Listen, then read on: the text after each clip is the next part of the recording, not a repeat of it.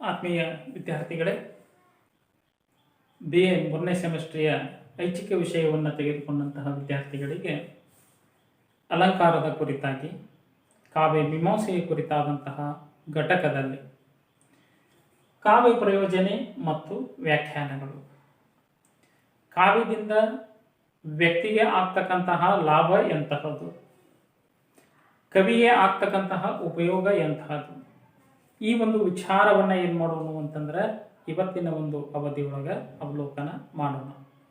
ಈ ಒಂದು ಪಾಠದೊಳಗೆ ಕಾವ್ಯ ಪ್ರಯೋಜನೆ ಮತ್ತು ವ್ಯಾಖ್ಯಾನಗಳ ಕುರಿತಾಗಿ ಏನು ಮಾಡೋಣ ಅಂತಂದ್ರೆ ತಿಳಿದುಕೊಳ್ಳೋಣ.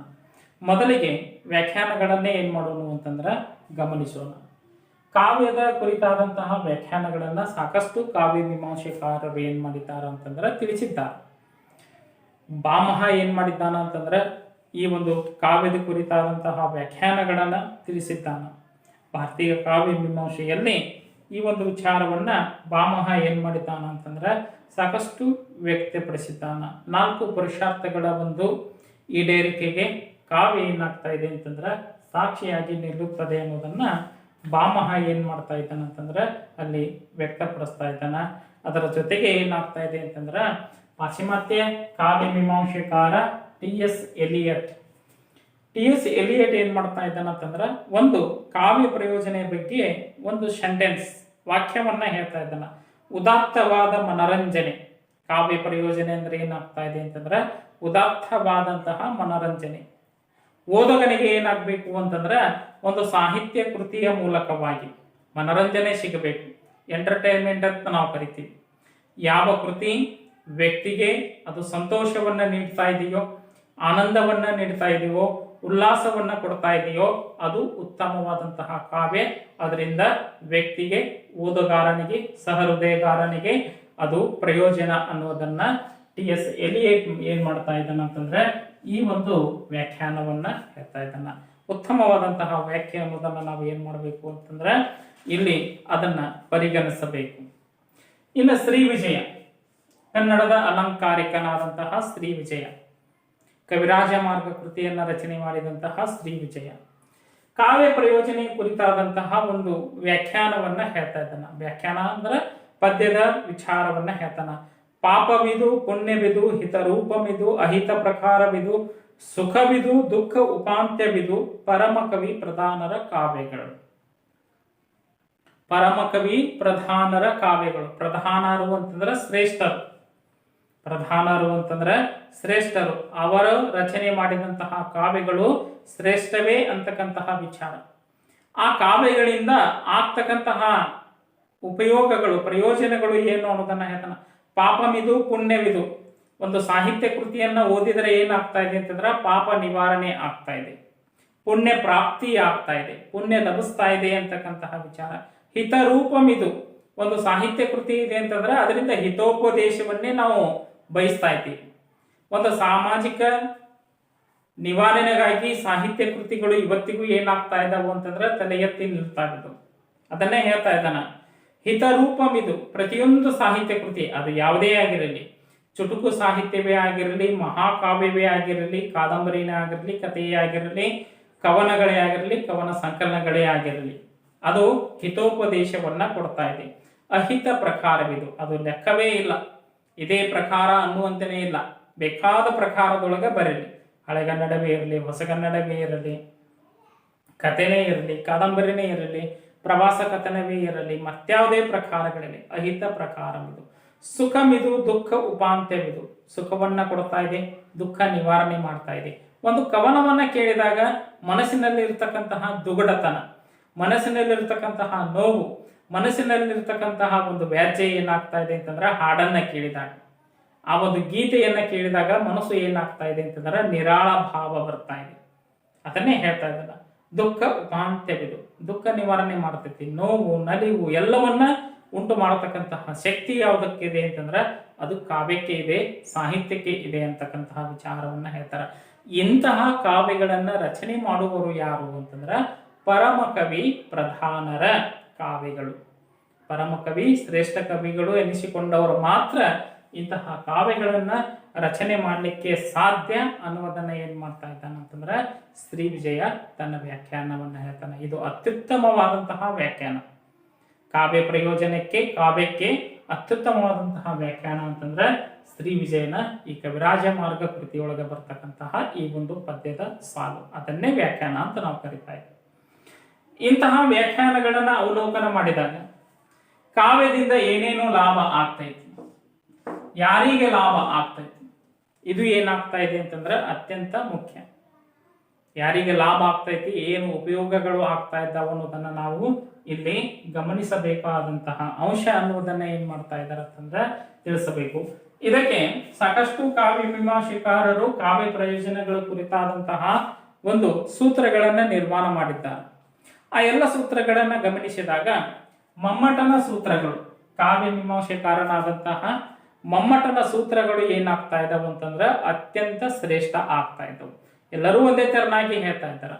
ಇದ್ದುದರಲ್ಲಿ ಈ ಒಂದು ಮಮ್ಮಟನ ಕಾವ್ಯ ಮೀಮಾಂಸೆಯ ಕೃತಿಯಿಂದ, ಅಲಂಕಾರ ಗ್ರಂಥದಿಂದ ನಮಗೆ ಏನಾಗ್ತಾ ಇದೆ ಅಂತಂದ್ರೆ 6 ತೆರನಾದಂತಹ ಒಂದು ಪ್ರಯೋಜನಗಳನ್ನ ನಾವು ಏನ್ ಮಾಡ್ತಾ ಇದ್ದೀವಿ ಅಂತಂದ್ರೆ ಕಾಣ್ತಾ ಇದ್ದೀವಿ. ಒಂದೊಂದು ಪ್ರಯೋಜನವನ್ನ ನಾವು ಏನ್ ಮಾಡೋಣ ಅಂತಂದ್ರೆ ಇಲ್ಲಿ ಅವಲೋಕನ ಮಾಡ್ತಕ್ಕಂತಹ ಕೆಲಸವನ್ನ ಅವಲೋಕನ ಮಾಡೋಣ. ಮಮ್ಮಟ ರಚನೆ ಮಾಡಿದಂತಹ ಕಾವ್ಯ ಮೀಮಾಂಸೆಯ ಕೃತಿ ಯಾವುದು ಅಂತಂದ್ರೆ ಇಲ್ಲಿ ವ್ಯಕ್ತಪಡಿಸ್ತಾ ಇದ್ದಾರೆ. ಅದು ಯಾವುದು ಅಂತಂದ್ರೆ ಕಾವ್ಯ ಪ್ರಕಾಶ ಅನ್ನುವಂತಹ ಕೃತಿ. ಕಾವ್ಯ ಪ್ರಕಾಶ ಅನ್ನುವಂತಹ ಕೃತಿಯೊಳಗೆ ಈ ಕಾವ್ಯ ಪ್ರಯೋಜನೆಯ ಒಂದು ವಿಧಗಳನ್ನ, ಸೂತ್ರಗಳನ್ನ ಏನ್ ಮಾಡ್ತಾ ಇದ್ದಾನೆ ಅಂತಂದ್ರೆ ಹೇಳ್ತಾನೆ. ಕಾವ್ಯದಿಂದ ಕೀರ್ತಿ ಲಾಭ ಅನ್ನೋದನ್ನ ಹೇಳ್ತಾನೆ. ಕವಿಗೆ ಏನ್ ಬೇಕು, ತನ್ನ ಕಾವ್ಯ ಶ್ರೇಷ್ಠ ಆಗಬೇಕು, ಜನಪ್ರಿಯತೆ ಗಳಿಸಿಕೊಳ್ಬೇಕು. ಎಲ್ಲ ಜನರು ಏನಾಗಬೇಕು ಅಂತಂದ್ರೆ ನಾನು ರಚನೆ ಮಾಡಿದಂತಹ ಕಾವ್ಯವನ್ನ ಓದಲೇಬೇಕು, ಎಲ್ಲ ಜನರಿಗೂ ನನ್ನ ಕಾವ್ಯ ತಲುಪಬೇಕು, ಅವರೆಲ್ಲರೂ ಮೆಚ್ಚಿ ಏನಾಗಬೇಕು ಅಂತಂದ್ರೆ ನನ್ನನ್ನ ಹೊಗಳಬೇಕು.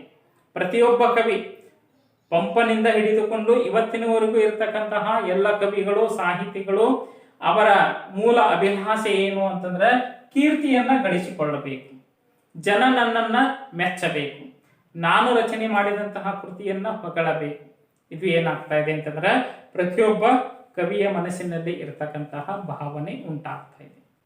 ಆ ಒಂದು ಕವಿಯ ಮೂಲ ಆಶೆಯೂ ಅದೇ ಆಗ್ತಾ ಇದೆ.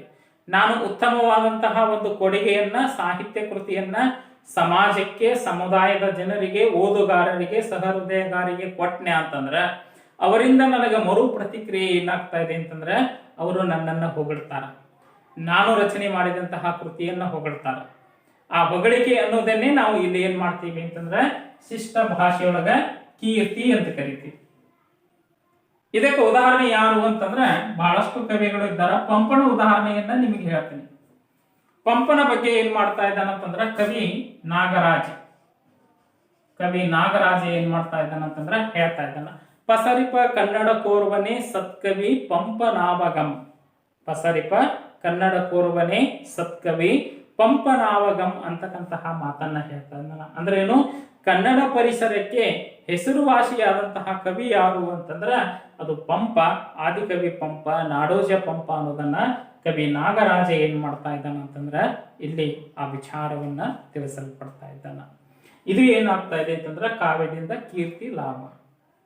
ಇನ್ನ ಕಾವ್ಯದಿಂದ ಸಂಪಾದನೆ ಅಂತಂದ್ರೆ ಹಣ ಅಂತ ನಾವು ಹೇಳ್ತೀವಿ.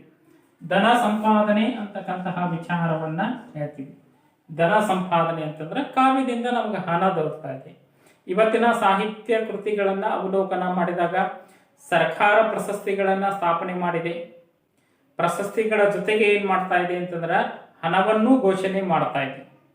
ಪಂಪ ಪ್ರಶಸ್ತಿಯನ್ನ ಕೊಡುವಂತಹ ಸಂದರ್ಭ ಆಗಿರ್ಬೋದು, ಕೇಂದ್ರ ಸಾಹಿತ್ಯ ಅಕಾಡೆಮಿ ಪ್ರಶಸ್ತಿಯನ್ನ ಕೊಡುವಂತಹ ಸಂದರ್ಭ ಆಗಿರ್ಬೋದು, ಕರ್ನಾಟಕ ಸಾಹಿತ್ಯ ಅಕಾಡೆಮಿ ಪ್ರಶಸ್ತಿಯನ್ನ ಕೊಡುವುದಾಗಿರ್ಬೋದು, ಸಾಕಷ್ಟು ಸಾಹಿತ್ಯ ಕ್ಷೇತ್ರದಲ್ಲಿ ಇರ್ತಕ್ಕಂತಹ ಎಲ್ಲ ಪ್ರಶಸ್ತಿಗಳನ್ನ ಅವಲೋಕನ ಮಾಡಿದಾಗ ಅದಕ್ಕೆ ಏನಾಗ್ತಾ ಇದೆ ಅಂತಂದ್ರೆ ಹಣ ಸಿಗುತ್ತಾ ಇದೆ. ಆ ಹಣ ಹಾಗೆ ಸಿಗೋದಿಲ್ಲ.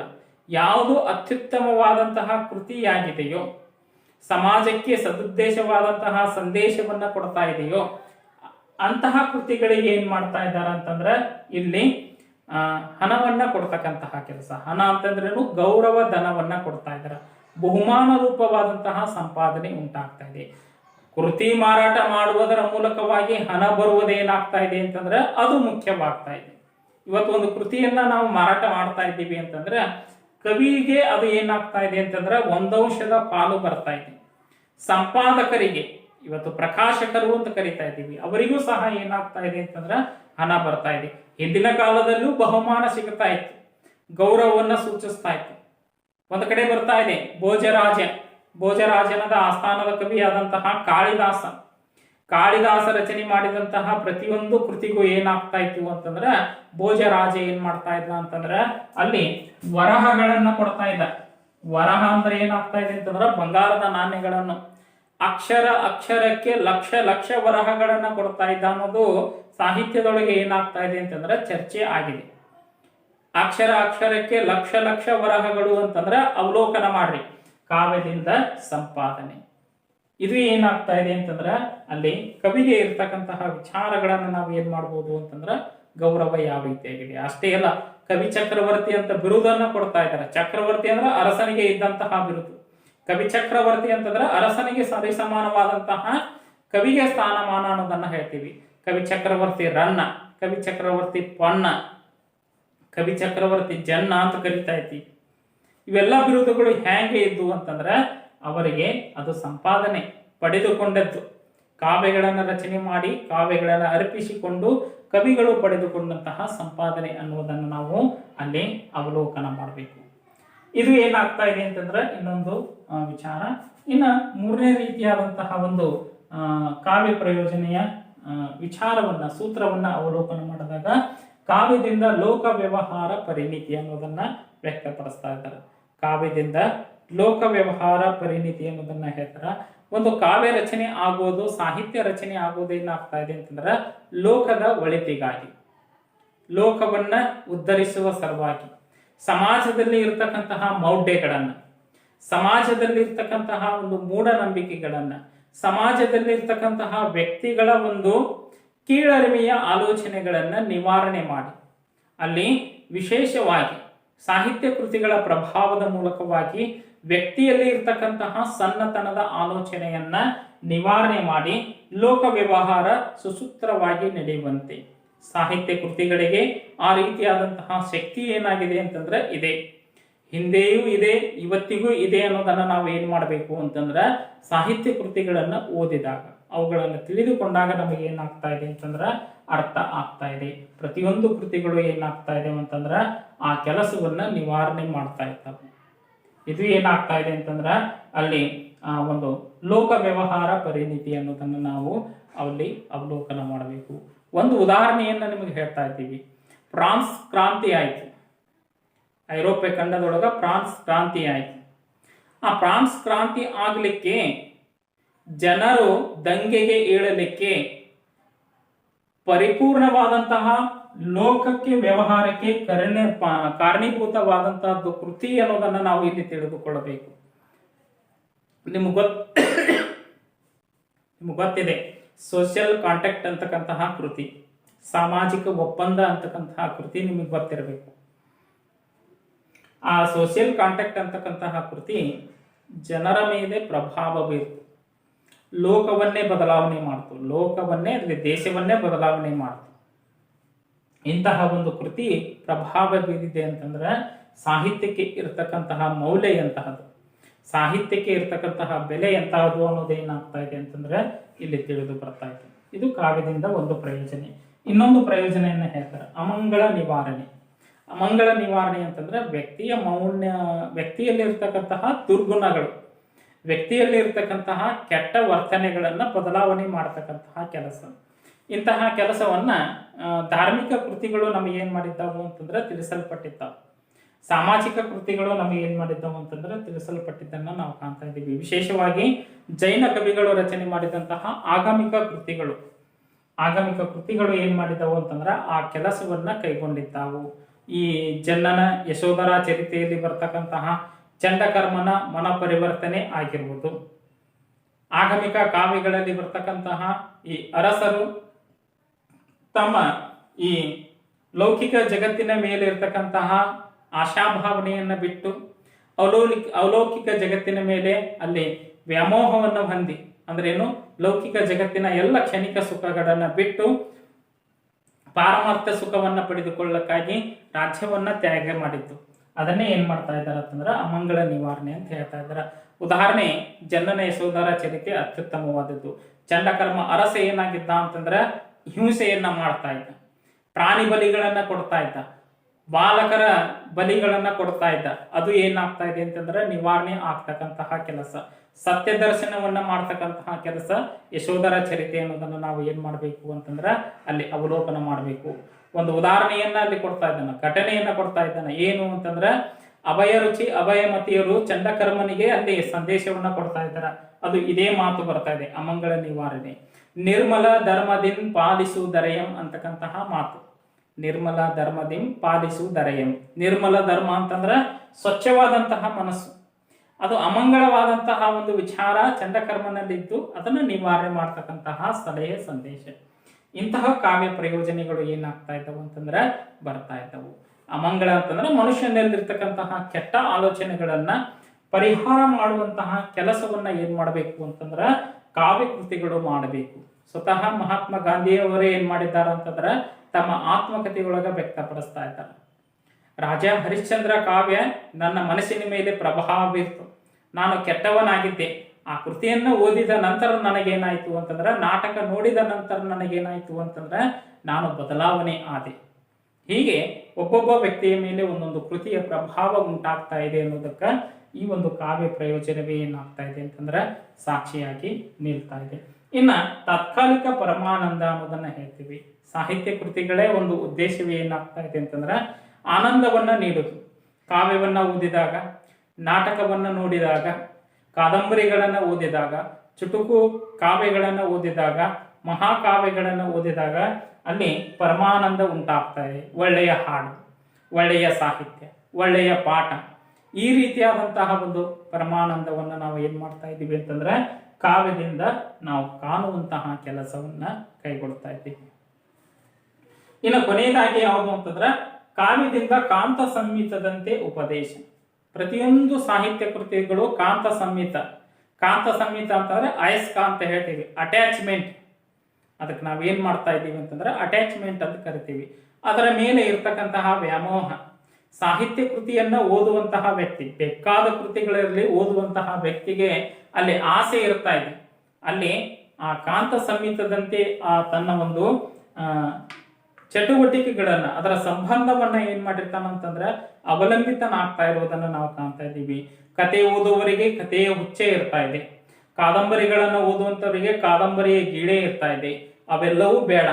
ಪತ್ರಿಕೆ ಓದುವಂತಹ ವಿದ್ಯಾರ್ಥಿಗಳು ಇದ್ರು ಅಂತಂದ್ರೆ, ಓದುಗಾರರು ಇದ್ರು ಅಂತಂದ್ರೆ ಬೆಳಗಿನ ಜಾವದ ಪತ್ರಿಕೆಯನ್ನ ಮೊದಲು ಯಾವಾಗ ಓದ್ತೀವಿ? ಇವತ್ತಿನ ಟೆಕ್ನಾಲಜಿ ಕಾಲದೊಳಗು, ಇವತ್ತಿನ ಮೊಬೈಲ್ ದುನಿಯಾದೊಳಗು ಪತ್ರಿಕೆಗಳನ್ನ ಓದುವಂತಹ ಹವ್ಯಾಸ, ವಾರ ಪತ್ರಿಕೆಗಳನ್ನ ಓದ್ತಕ್ಕಂತಹ ಹವ್ಯಾಸ, ಮಾಸ ಪತ್ರಿಕೆಗಳನ್ನ ಓದ್ತಕ್ಕಂತಹ ಹವ್ಯಾಸ ಇವತ್ತಿಗೂ ಸಹ ಏನಾಗ್ತಾ ಇದೆ ಅಂತಂದ್ರೆ ಇದ್ದೇ ಇದೆ ಅನ್ನೋದನ್ನ ನಾವು ಹೇಳ್ತೇವೆ. ಪತ್ರಿಕೆಯು ಒಂದು ಸಾಹಿತ್ಯದ ಪ್ರಕಾರ ಅನ್ನೋದನ್ನ ನಾವು ಪರಿಗಣಿಸಬೇಕು. ಕತೆ, ಕಾವ್ಯ, ಕಾದಂಬರಿಗಳನ್ನು ಓದುವಂತಹ ಹವ್ಯಾಸ ಇವತ್ತೇನಾಗ್ತಾ ಇದೆ ಅಂತಂದ್ರೆ ಕಡಿಮೆ. ಹಾಗಾಗಿ ಕಾವ್ಯದಿಂದ ಕಾಂತ ಸಂಹಿತದಂತೆ ಉಪದೇಶ, ಅಲ್ಲಿ ಆ ಬಂಧ ಏರ್ಪಡ್ತಾ ಇದೆ. ಕವಿಯ ಮತ್ತು ಓದುಗಾರನ ಮಧ್ಯೆ ಏನಾಗ್ತಾ ಇದೆ ಅಂತಂದ್ರೆ ಅಲ್ಲಿ ಅಟ್ಯಾಚ್ಮೆಂಟ್, ಅಷ್ಟು ಅವಿನಾಭ ಭಾವ ಸಂಬಂಧ. ಈ ಕಾದಂಬರಿಕಾರ ಯಾವ ಕಾದಂಬರಿಯನ್ನ ರಚನೆ ಮಾಡ್ತಾ ಇದ್ದಾರ, ಎಸ್.ಎಲ್. ಬರೆಪ್ನವ್ರು ಇನ್ನೂ ಯಾವ ಕಾದಂಬರಿಯನ್ನ ಬರೀತಾ ಇದ್ದಾರ, ಅದು ಬಿಡುಗಡೆ ಯಾವಾಗ ಆಗ್ತೈತಿ, ಯಾವಾಗ ಓದ್ತಾ ಇದ್ದೀನಿ, ಈ ರೀತಿಯಾದಂತಹ ಒಂದು ಪ್ರಭಾವಿತರಾಗ್ತಕ್ಕಂತಹ ಕೆಲಸ ಏನಾಗ್ತಾ ಇದೆ ಅಂತಂದ್ರೆ ಓದುಗಾರರು ಇದ್ದಾರೆ ಅನ್ನೋದಕ್ಕೆ ಏನಾಗ್ತಾ ಇದೆ ಅಂತಂದ್ರೆ ಮಮ್ಮಟ ಈ ಒಂದು ಉಪದೇಶವನ್ನ ಹೇಳ್ತಾ ಇದ್ದಾನೆ. ಬಹುಶಃ ಇವತ್ತು ಏನಾಗ್ತಾ ಇದೆ ಅಂತಂದ್ರೆ ಸಾಹಿತ್ಯದ ಮೇಲೆ ಓದುಗರ ಪ್ರಭಾವ ಅತ್ಯಂತ ಕಡಿಮೆ ಅಂತಕ್ಕಂತಹ ಅಭಿಪ್ರಾಯ ಏನಾಗ್ತಾ ಇದೆ ಅಂತಂದ್ರೆ ನನ್ನದಾಗ್ತಾ ಇದೆ. ಇವತ್ತು ತಾಂತ್ರಿಕ ಒಂದು ಜಗತ್ತಿನೊಳಗ ಓದುಗಾರರು ಕಡಿಮೆ ಆಗಿದ್ದಾರೆ, ನೋಡುಗಾರರು ಇವತ್ತೇನಾಗಿದ್ದಾರ ಅಂತಂದ್ರ ತಮ್ಮ ಅಟ್ಯಾಚ್ಮೆಂಟ್ ಅನ್ನ ಬಳಸಿಕೊಂಡಿದ್ದಾರ. ಎಲ್ಲಿ ಬಳಸಿಕೊಂಡಿದ್ದಾರ ಅಂತಂದ್ರ ತಮ್ಮ ಕೈಯಲ್ಲಿ ಇರ್ತಕ್ಕಂತಹ ಮೊಬೈಲ್ ಜೊತೆಗೆ, ತಮ್ಮ ಕೊರಡಿಗೆ ಇರ್ತಕ್ಕಂತಹ ಬ್ಲೂಟೂತ್ ಜೊತೆಗೆ, ತಮ್ಮ ಒಂದು ಮೊಬೈಲಿನ ಬ್ಯಾಟರಿ ಜೊತೆಗೆ, ಅಂದ್ರೆ ಏನು ಚಾರ್ಜರ್ ಜೊತೆಗೆ, ಇವುಗಳ ಮಧ್ಯೆ ಅಟ್ಯಾಚ್ಮೆಂಟ್ ನಾವು ಕಾಣ್ತಾ ಇದ್ದೀವಿ. ಕೇವಲ ಇವತ್ತು ನಾವು ಏನಾಗ್ತಾ ಇದೀವಿ ಅಂತಂದ್ರೆ ಮೊಬೈಲ್ ಅನ್ನ ಧನಾತ್ಮಕವಾಗಿ ಬಳಕೆ ಮಾಡಿಕೊಡ್ತಾ ಇದ್ದೀವಿ, ಮೊಬೈಲನ್ನು ಋಣಾತ್ಮಕವಾಗಿ ಬಳಕೆ ಮಾಡಿಕೊಳ್ತಾ ಇದ್ದೀವಿ. ಅದು ಅವರವರ ಮೇಲೆ ಬಿಟ್ಟಂತಹ ವಿಚಾರ ಅನ್ನೋದನ್ನು ನಾವು ಅವಲಂಬನೆ ಆಗಬೇಕು. ಹಾಗಾಗಿ ಇಲ್ಲಿ ಕಾಂತ ಸಂಹಿತ ಅಂತಂದ್ರೆ ಹೆಚ್ಚಿಗೆ ಸರಾಸರಿ ಪರ್ಸೆಂಟೇಜ್ ಅಂತ ನಾವು ಹೇಳ್ತಾ ಇದ್ದೀವಿ. ಹೆಚ್ಚಿನ ಜನರು ಇವತ್ತೇನಾಗಿದ್ದಾರೆ ಅಂತಂದ್ರೆ ಈ ಮೊಬೈಲ್ ಕಡೆಗೇನೆ ವಾಲುವಂತಹ ಕೆಲಸ, ನೋಡುವುದನ್ನ ಓದುವುದನ್ನ ಅದರ ಮೇಲೆ ಅವಲಂಬನೆ ಆಗ್ತಾ ಇದೆ. ಕೃತಿಗಳ ಅಧ್ಯಯನ ಏನಾಗ್ತಾ ಇದೆ ಅಂತಂದ್ರೆ ಬಹಳಷ್ಟು ಕಡಿಮೆ ಅನ್ನೋದು ಈ ಒಂದು ಪ್ರಯೋಜನಕ್ಕೆ ಸಮ್ಮತವಾದಂತಹ ಒಂದು ಚರ್ಚೆ ಏನಾಗ್ತಾ ಇದೆ ಅಂತಂದ್ರೆ ಇದು ಆಗ್ತಾ ಇದೆ. ಇರಲಿ, ಅಧ್ಯಯನದ ದೃಷ್ಟಿಯಿಂದ ನಾವು ಅವಲೋಕನ ಮಾಡಿದಾಗ ಮಮ್ಮಟನ ಕಾವ್ಯ ಪ್ರಕಾಶ ಕೃತಿಗಳಲ್ಲಿ ಸುಮಾರು 6 ರೀತಿಯಾದಂತಹ ಪ್ರಯೋಜನಗಳನ್ನು ಇಲ್ಲಿ ತಿಳಿಸಿದ್ದಾರೆ. ವ್ಯಾಖ್ಯಾನಗಳು ಇಲ್ಲಿ ಏನಾಗಿದ್ದಾವು ಅಂತಂದ್ರೆ ಒಡಮೂಡಿ ಬಂದಿದ್ದಾವು. ಇದು ಏನಾಗ್ತಾ ಇದೆ ಅಂತಂದ್ರೆ ಕಾವ್ಯ ಪ್ರಯೋಜನೆ ಮತ್ತು ಅದರ ವ್ಯಾಖ್ಯಾನಗಳು ಅಂತಕ್ಕಂತಹ ಒಂದು ಪಾಠ. ಈ ಒಂದು ಪಾಠವನ್ನು ನಾನು ಏನ್ ಮಾಡ್ತಾ ಇದ್ದೀನಿ ಅಂತಂದ್ರೆ ನಿಮಗೆ ಮನವರಿಕೆ ಆಗಿದೆ ಅಂತಕ್ಕಂತಹ ಒಂದು ಆಶಾಭಾವನೆಯೊಂದಿಗೆ ಇದನ್ನು ಮುಕ್ತಾಯ ಮಾಡ್ತಾ ಇದ್ದೀನಿ. ಮುಂದಿನ ಅವಧಿಯೊಳಗೆ ನಾನು ಏನ್ ಮಾಡ್ತಾ ಇದ್ದೀನಿ ಅಂತಂದ್ರೆ ಅಲಂಕಾರ ಸಿದ್ಧಾಂತಗಳನ್ನ, ಕಾವ್ಯ ಮೀಮಾಂಸೆಯ ಸಿದ್ಧಾಂತಗಳ ಕುರಿತಾಗಿ ಏನ್ ಮಾಡೋಣ ಅಂತಂದ್ರೆ ಅವಲೋಕನ ಮಾಡೋಣ. ಮತ್ತೊಂದು ಪಾಠದೊಂದಿಗೆ ತಮ್ಮನ್ನು ಭೇಟಿ ಆಗ್ತಾ ಇದ್ದೀನಿ. ಅಲ್ಲಿವರೆಗೂ ನಮಸ್ಕಾರ.